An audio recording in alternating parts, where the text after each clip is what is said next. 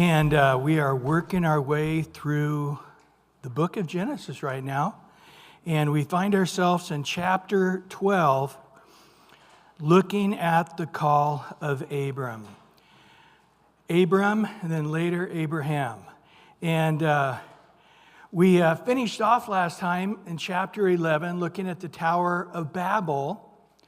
And then after the Tower of Babel, we saw that in chapter 10, they had the full genealogy of the three sons of Noah, but the oldest son, Shem, was last because he was the father of the lineage down to Abram. So last, but the most important. And it's so important that in chapter 11, the very next chapter, they repeat it. They repeat the genealogy of Shem. And then we get to the very bottom of that genealogy, and it tells us about a guy named Terah in chapter 11, verse 26 of Genesis. And he lived 70 years, and he had kids, 3 boys, Abram, Nahor, and Haran. And Haran ended up dying, and back when they were in the Ur of the Chaldees. But this is the first mention of Abram. And if you would, theologically, probably the most important guy in the Old Testament, because he's the father of our faith, but the Jewish faith, but also the Christian faith. And also, he's the one who brought about the most important concept, that salvation's by faith. And he's the first guy that his faith is documented to please the Lord. And we'll see that in chapter 22. But about 1/3 of the book of Genesis is about his life, a good portion of it. And we're going to see that he was a very unique person. So try to see it a little differently here. That you got guys like Noah that was called for a mission. When the mission was over, pretty much it's the end of Noah. Moses was called for a mission. And when Moses' mission was over, that's pretty much all you hear of Moses. But when it comes to Abraham, you never quit hearing about him. As a matter of fact, he continues on in the New Testament. Probably one of the most important books in the New Testament, the book of Romans, talks all about him, and Galatians, 2 very doctrinal books, and all the way into eternity. Because the Jews are always going to be, even the millennial reign and after the millennial reign in the new heavens and new earth, the Jews are there as a separate people, still unto God. And by the faith of Abraham, everybody into the end of all times is saved by having exactly the same faith as Abraham. That's the guide. That's the litmus test. Am I right with God? Well, do you have the same faith that Abraham has? That's always the question. And the same with David. David's a guy, you hear about him, and you never quit hearing about him. Matter of fact, all the way into the millennial reign, Jesus is sitting on the throne of David. King of kings and the Lord of lords sits on a man's throne. But he's happy to do it. He's, yeah, I'm on the throne of David. And it appears that's going to be true into eternity in the new heavens and the new earth. So Abraham, David, these are select guys that really are unique. But Abraham is really the foundation, the beginning of something that will never end. And that is all those who become children of Abraham through the faith of Abraham. But his claim to fame, David was the great king, Moses was the great lawgiver. Abraham's claim to fame is he was a friend of God. In James chapter 2, verse 23, and the scripture was fulfilled, which says, Abraham believed God, and it was accounted to him for righteousness, and he was called the friend of God.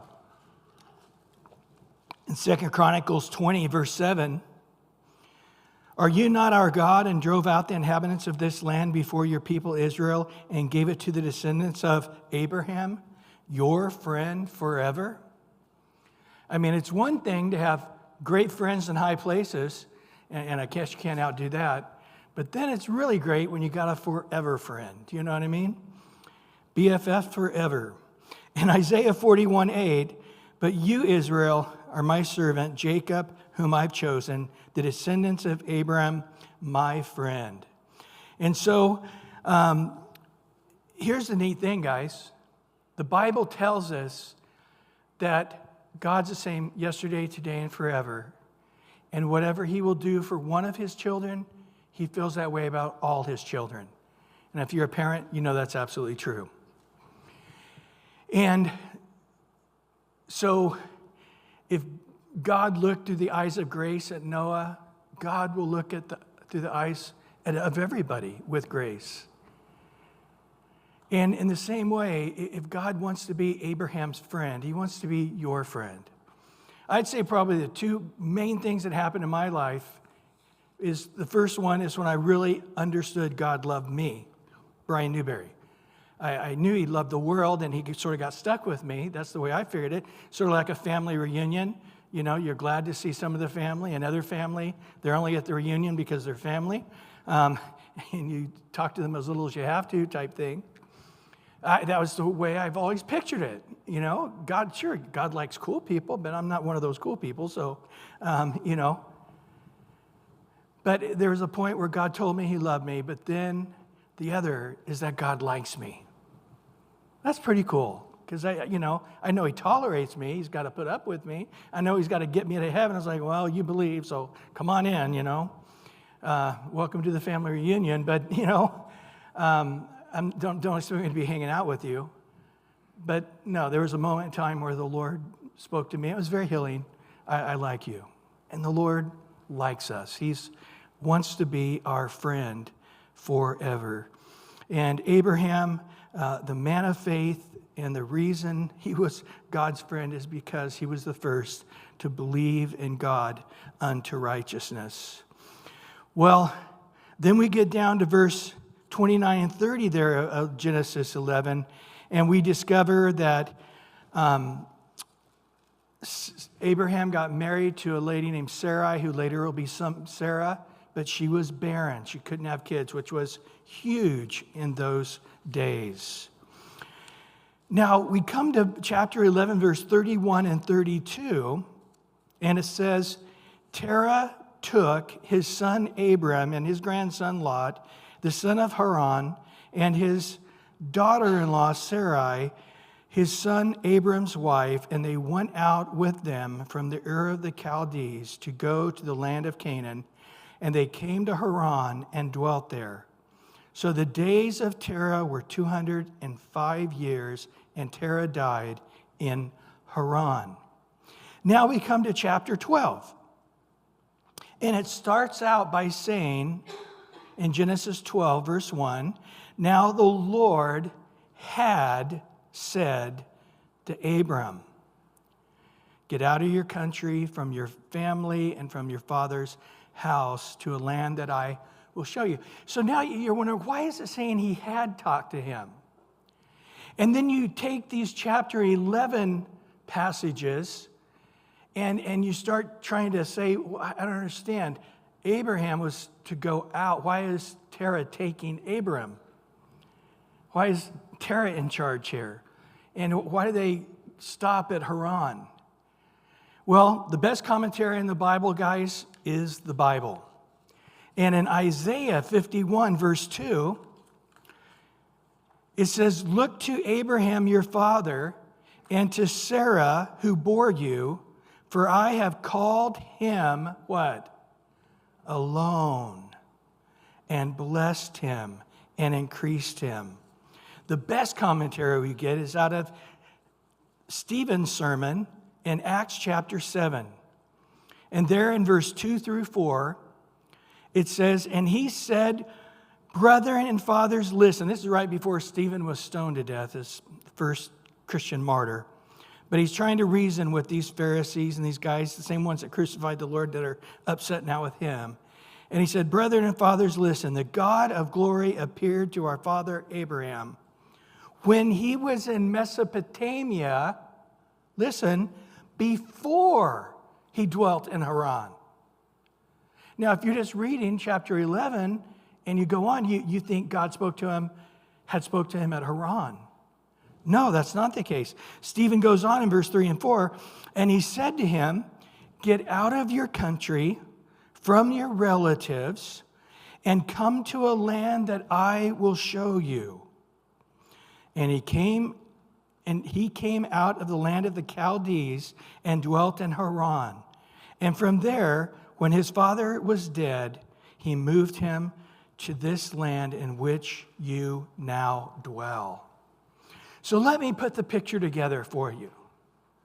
Abraham is living in the Ur of the Chaldees. To give you an idea where that is, picture the map of Iraq. 20 years ago, I couldn't really say it, but now, it's always in the news, and we know where Baghdad is in the middle of that map. And if you go about 220 miles down, which is south of Baghdad, almost to the Persian Gulf, not quite, you'll come to a place called Nasiriyah, Iraq. And really that whole region is the Ur of Chaldees. Let me tell you something else interesting. It's the same location, I believe, of the Garden of Eden. It's not that far away, because about 45 miles down from Baghdad is a place called Hillah, Hillah, which is the ancient site of Babylon and the Tower of Babel. So let's go back into the Tower of Babel time. They're all unified there, and so was Abraham's grandparents. And God scatters the world in languages, but Shem's family, or at least part of it, stayed right there not too far from the Tower of Babel. Herodotus tells us that during his time, which is about 400 years BC, he was still able to walk into the Tower of Babel. It hadn't completely disintegrated. Today, they still have a portion that they claim is part of the Tower of Babel. It's just a bunch of dirt there now, but I think it's probably correct. And then would be the later Babylonian Empire in that same region. And from that Tower of Babel, everybody against God, everybody with this religious spirit scattered to the world, idolatrous spirit throughout the world. And then some stayed right there. God scattered them, but some still stayed right there close by. And it's that whole area, which was the ancient site of the Garden of Eden, ancient site of Babylon, the Ur of the Chaldees. And in San Diego, there's about 40,000 Chaldeans. And you go, "Oh, you're from Iraq." No, I'm from Chaldea. They're very proud of that to this day. They do not consider themselves, interesting, as an Arab even. You go, "Oh, you're an Arab from Iraq." Nope, I'm a Chaldean, even to this day. And there's a lot of them that are really on fire, born-again Christians. You might know one, Dennis Agajanian, Chaldean. Yep, his dad owned a grocery store, the whole thing. They're all grocery owners. They own the grocery stores in San Diego, and very prosperous. But anyway, so time lapses after the Tower of Babel, just a few generations, and God calls a guy out of the Ur of Chaldees and says, "Come and follow me." And he very specifically said, we saw in chapter 12, verse 1, "Leave your family and leave your father's house." Now, Terah was told this evidently. I mean, probably Abraham's best thing was just to sneak out in the middle of the night, him and Sarah, and take off and leave a note. But here's Terah, who lost his son Haran. That hurts a lot. Evidently, he's not that close to his other son Nahor. And Abraham said, "Dad, I know it's not great timing, but me and Sarai, we're leaving. I don't know when we'll be back, if ever." And Terah evidently said, "Hey, great idea, let's go." But in this Arab culture, the patriarch is still in charge. So instead of Abraham and Sarah leaving and Abraham following the Lord, Terah says, "Let's all go." And here, Lot, you're raising Haran's son Lot. He's like your own son now. You got to bring him along. And so Terah's clearly in charge. They don't get that far, and God stops them just a few hundred miles away. They named the place after his son that passed away, Haran. And Abraham's just biding time. And we really don't know how long. We're going to find out here in a minute. At this time, he's 75 years old. So he lost decades in Haran. You know what's interesting? If you look up the name Terah, it actually means to be delayed. To be delayed. We have a word in English, and it's called wives, to be delayed. You get, how the women are always making you wait. You know what I'm saying? Yeah.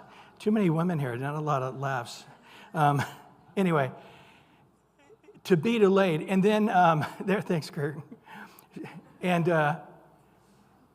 then Haran, interesting enough, is barrenness, fruitlessness.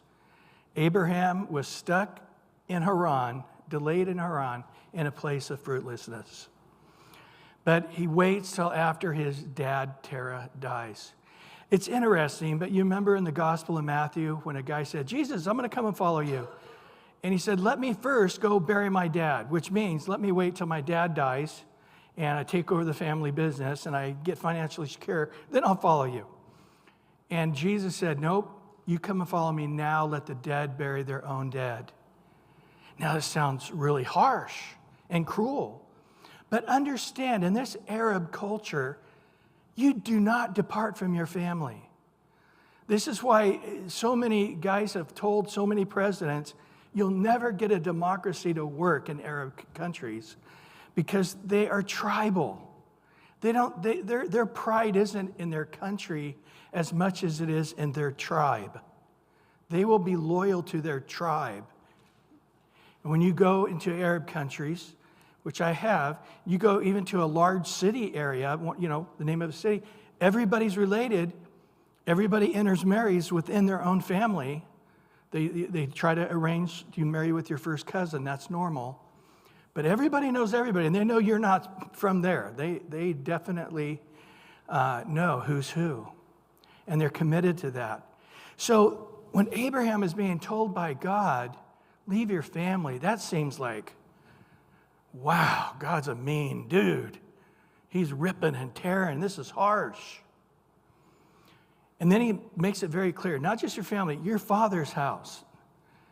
Leave my own poor dad. He just lost one son. He's going to lose another son. He's an old guy, and he's not that close to Nahor. I mean, that just seems horribly harsh. And then Lot, he lost his dad, and now I'm his new dad, and I'm abandoning him. That seems harsh. But you know what we're going to find out this week or next week? Abraham cursed his dad. He let him go with him, and he's stuck in a place of barrenness until he died. We're going to see next week, he really curses his nephew Lot. However, the end in verse 3, it tells us that if you do what I say, Abraham, in you, all the families of the earth will be blessed. I think Abraham's family was included in that. But to bless them, you've got to obey God in simple obedience. If you don't obey God in simple obedience, you will have no obedience. God doesn't want big, giant things. He wants just simple obedience. Tiny little things every day, just like the turtle, right? Not the hare. Just plugging away little by little in your closet, in quiet, praying, seeking the Lord, giving, serving, whatever it is. But Abraham couldn't get this. He only had a partial obedience. So he's in Haran, and he picks up with his nephew Lot, unfortunately still, and he heads to the promised land. And God had said to him back in the Ur of the Chaldees, and he repeats the promise. And next week, we're only going to look at the first 3 verses here tonight. Next week, we're going to look at that then the Lord spoke to him. So literally the Lord spoke to him, and God would have kept speaking to him. That was the whole point. The whole thing was so sweet, guys. Him and Sarah, just the two of them, they didn't have any kids, part of the plan. They would go live in a tent and tour the Holy Lands for many decades, just the two of them, and God would be revealing himself to them. I mean, does that sound sweet or what? And Israel in those times was a very wooded place with lions and bears, and it was a beautiful place more than it is today. Today it's a pretty barren wasteland for the most part, except for some dedicated places they've planted trees and worked hard at to bring it back. But it would have been so sweet. But you know, Abraham, he mucked it up. We're going to find when he left Haran, he made a lot of money there. And he has all kinds of peoples and servants. It was always complicated. Then the next, he's going to go down to Egypt and get more money. In particular, it says a lot of silver and gold. You know the thing you don't want when you're out in a tent and you're to pick up and move around like a nomad is boxes of silver and gold. And Abraham had boxes of silver and gold that he never was able to even spend. He literally complicated with all kinds of animals and servants and boxes of gold and boxes of silver that he just carried around from location to location his whole life, never able to even use it. And so God had a really sweet plan, but it required faith. And let me just tell you, God's commandments are never to hurt you, never to bind you up. God's promises are always to bless you and to free you up. His father, Terah, it tells us in Joshua 2, was an idol-worshiping person. And interesting, later Jacob, you remember, goes back to the Ur-Chaldees, to his cousin's house, Nahor, and all their family. And guess what? They're all idol worshipers. And when Jacob takes his wives and he leaves, Laban comes looking for him because one of the wives of Jacob took all the household idols, and he was mad. He wanted those idols back. So, and then remember years later when Joshua takes him into the promised land, they still had idols. So, Abraham, this is radical. Because Abraham is not some special person. He's just another Arab from Iraq. His dad, Terah, wasn't a Jew. His brother, Nahor, wasn't a Jew, or a Hebrew, as they called it here in Genesis. But Abraham, just this regular old Arab Iraqi, would follow God, and he would become a brand new race of people from him and Sarah forward. It's a radical thing when you think about it. Well, going back to chapter 12, verse 1 through 3, and it tells us there, now the Lord had said, past tense, to Abram, get out of your country, from your family, from your father's house, to a land I will show you. I will make you a great nation. I will bless you and make your name great, and you shall be a blessing. I will bless those who bless you. I will curse him who curses you. And in you all the families of the earth shall be blessed. So we hear this big line of blessings that God said, I am going to do it, no matter what. So understand, God called Abram. Abram gave him partial obedience. Did God throw him away and go find another Abram? No, the Lord waited. And it ended up taking decades before Abram finally got to the land. And then he made a mess of things, but God never stopped his faithfulness to him. And if you look there in verse 2 and 3, he said, I will show you, I will. The power of God, the authority of God, the sovereignty of God. I will make you. I will bless you. I'm going to accomplish these things. And he says, I will make your name great, and I will make you a blessing.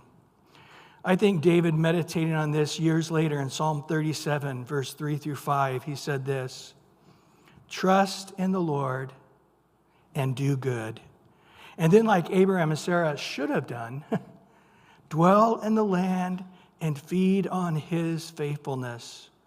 Delight yourself also in the Lord, and he will give you the desires of your heart. Commit your way to the Lord. Trust also in him, and he will bring it to pass. How sweet it could have been, him and Sarai living in a tent, wandering around everywhere they put their foot would one day be the property of their kids, their eternal possession. And God speaking to them, and we're going to see that he would make an altar and worship God.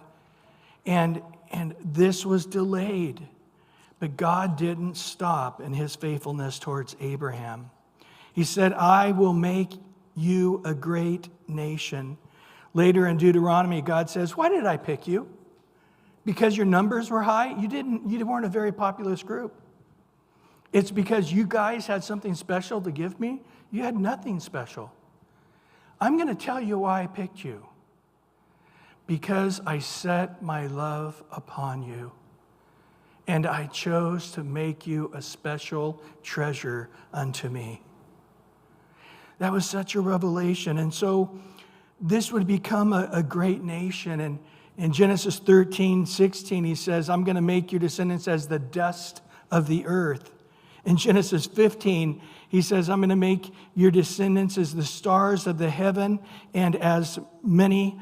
And then in Genesis 22:17, he says, as many as the stars of the heaven and the sand of the sea. So I'm going to make your descendants cover the earth like dust, like sand, like stars in the heaven in number. I'm going to make you a great nation.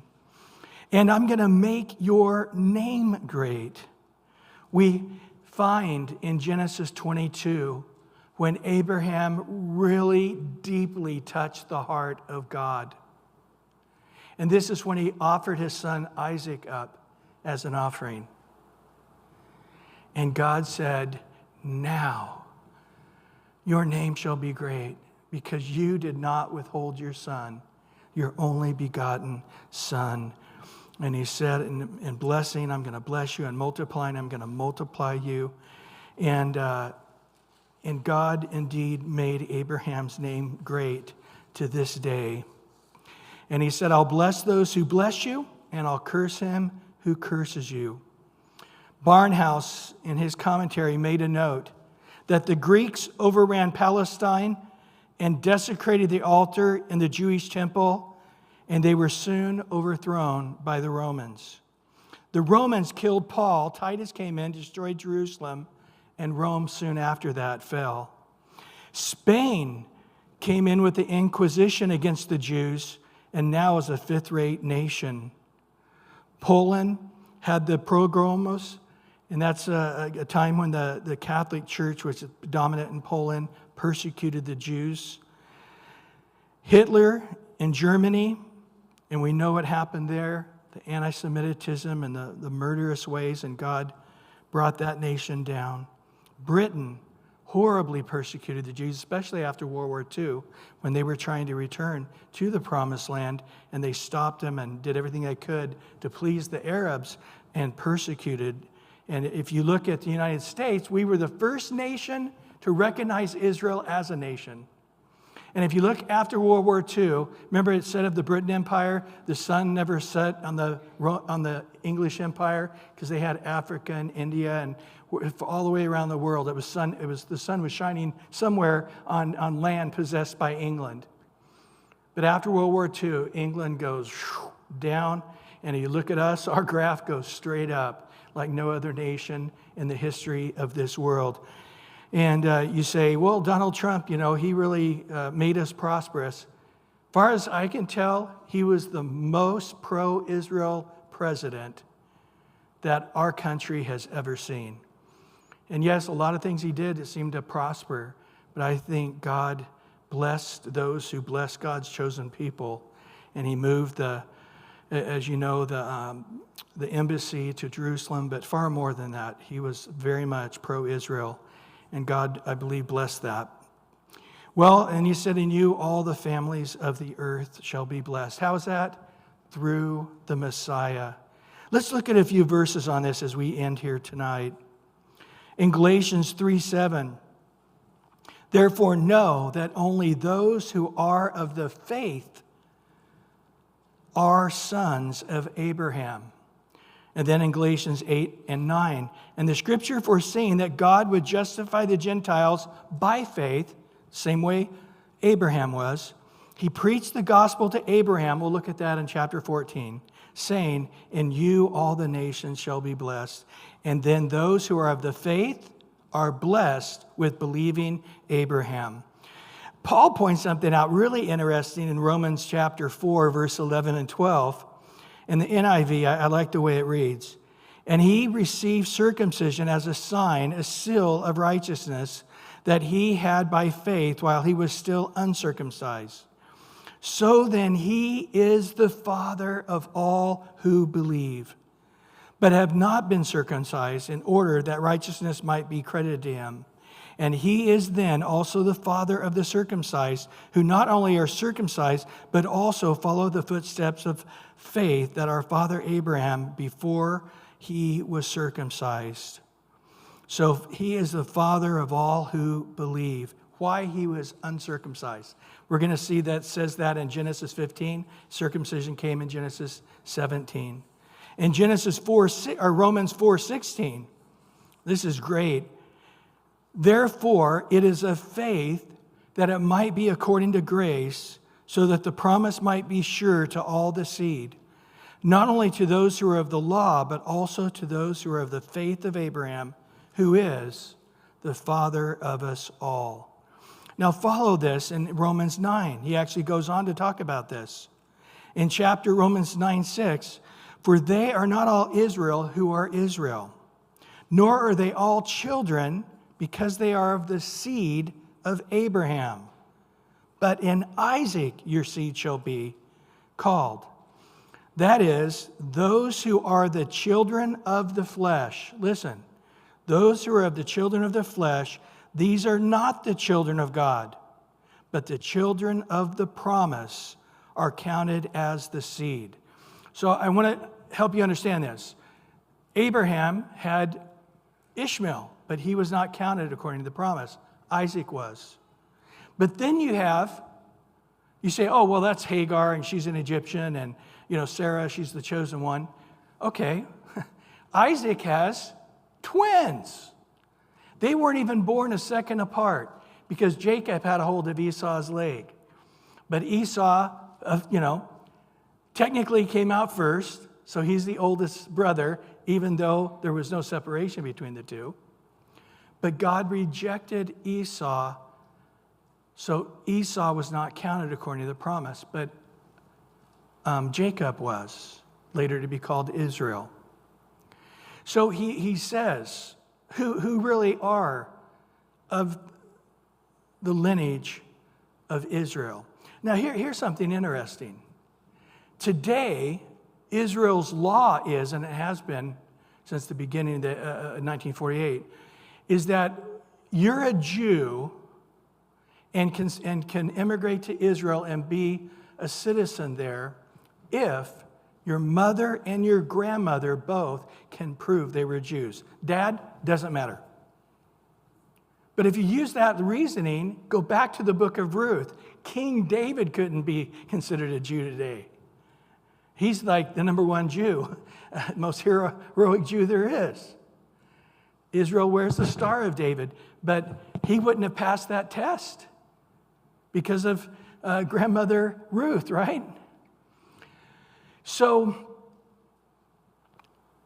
who is it then? Well, did you catch what happened in 1970? In 1970, there was a genocide going on in Ethiopia. Yes, the tall, skinny, black people. And they had heard that this group of Ethiopians had kept themselves separate for hundreds and hundreds, maybe even over 1,000 years. And that they considered themselves ancestors of Solomon, that they were Jews and they kept the law. And so the nation of Israel goes down to Ethiopia and they look and they're following the law, they're circumcised, they're all the way through. And they said, how can we say they're not a Jew? Now, this is way before DNA and all that. So they say, yeah, every one of them. And so they paid a bunch of money, bribes to the government. They emptied out a bunch of 747s, no seats, just piled people in there. It's pretty interesting if you ever get a chance to watch a documentary. There was dozens of babies born on the planes from Ethiopia coming in, and thousands of these tall black Ethiopians are Jews. They're so when you go to Israel, like, why are these tall black? Well, hey, when God said he was scattering them to the four corners of the world, he really meant it. You know, John Bonner tries at least once, if not a couple times a year, goes to Tel Aviv because there's a big Mexican population of Jews. And he goes and witnesses to them in Spanish. Not Mexican, Latino, all kinds of countries they've come from, the Jews and all over the Spanish-speaking world.